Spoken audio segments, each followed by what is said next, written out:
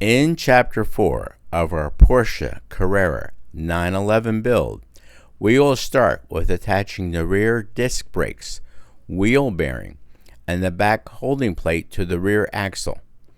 Since the axle is already attached to the underframe, I am using a cloth to protect the paint already on the underframe.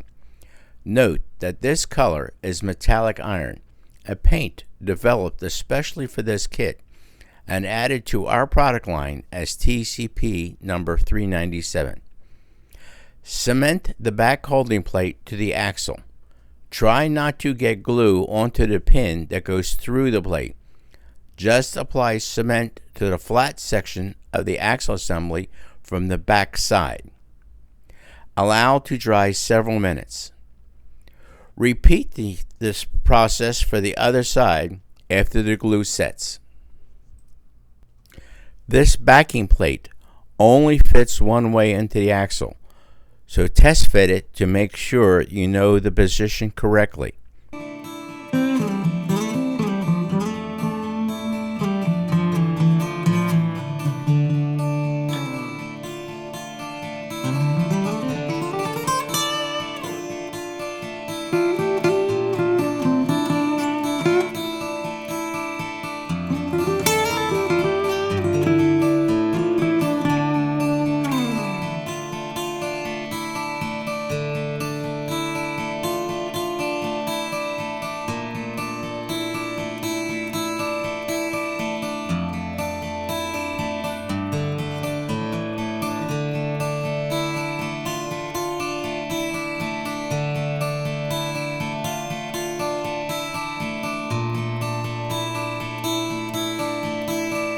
Putting the underframe on its side, position a bearing into the plate.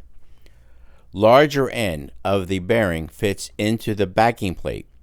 Then slip on the disc brake, which only goes one way onto the backing plate. Hold the parts together while using liquid cement on the outside only to bind the parts together. Do not get cement into the bearing, as you want the tires to rotate. Repeat the same procedures for the other side.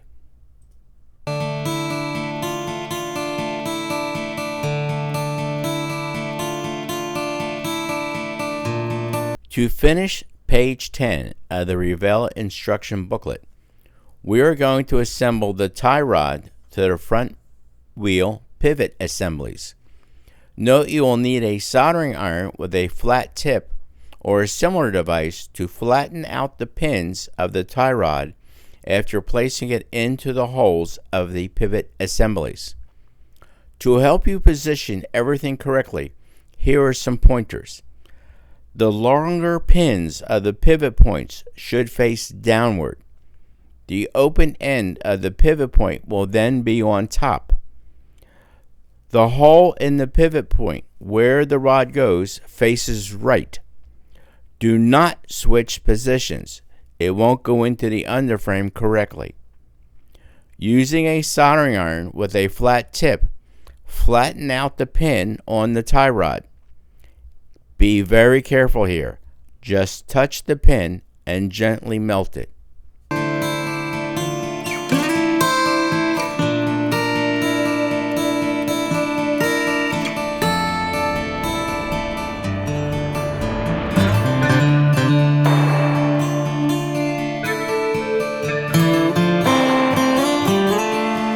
There are two halves of the air filter box that must be cemented together.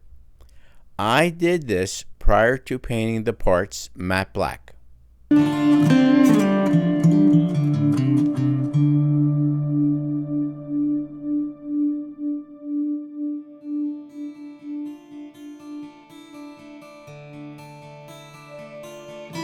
TCP 433 matte black is being sprayed on a number of parts that require this color for the major portion of that part.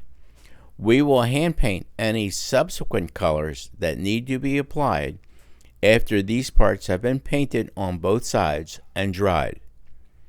Note that I am spraying the TCP 433 matte black from a 1-ounce bottle at 30 psi using a Vega 2000 airbrush fitted with a 0.5 millimeter or medium tip at a steady back and forth motion and rotating or tilting the parts to ensure complete coverage.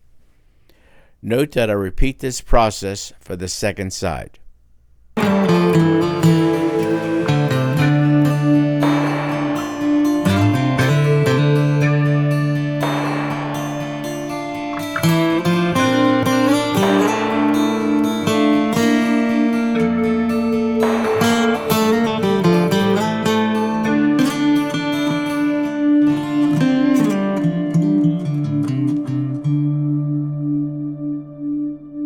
TCP-013 aluminum is being hand painted on a section of the air filter assembly that will be attached to the air filter box later.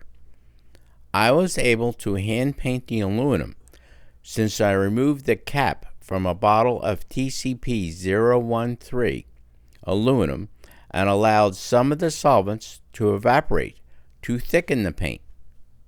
I had the bottle sit open overnight.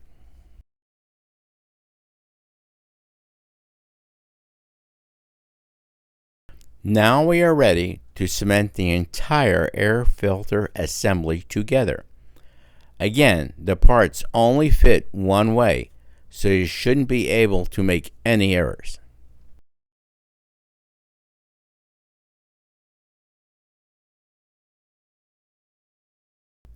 Front undercarriage cover for the US version of the Porsche 911 Carrera needs to have a small area painted aluminum. I used TCP-013 aluminum in the same technique as used previously to hand paint this area. This part is used as the cover of the front tie rod and what would be the axle in a real Porsche 911 Carrera.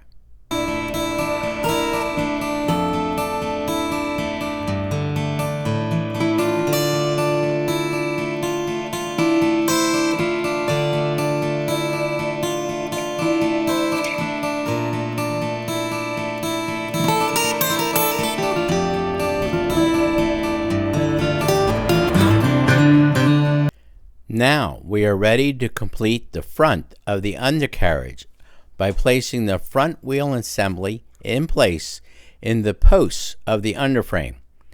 The front wheel assembly only fits in one way. Make sure the larger pins of the pivot assembly goes into the posts. Do not cement these in place. The wheels must turn on these posts. Note the tie rod fits into a channel in the undercarriage. The undercarriage cover that is painted matte black and aluminum is now cemented in place.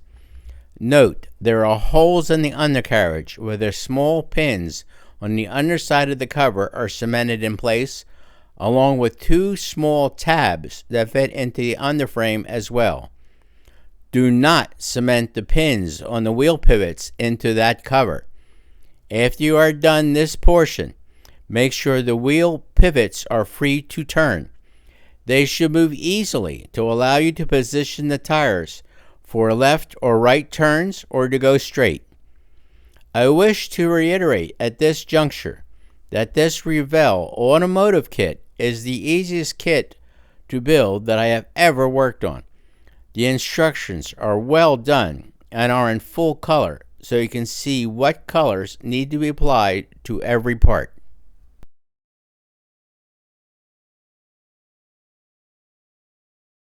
For the US version, I decided to add the optional small cover that comes with the kit.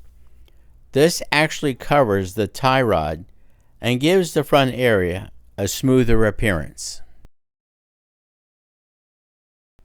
If you have any questions about techniques explored in this video or general questions about this build, please post your questions in the comments section below.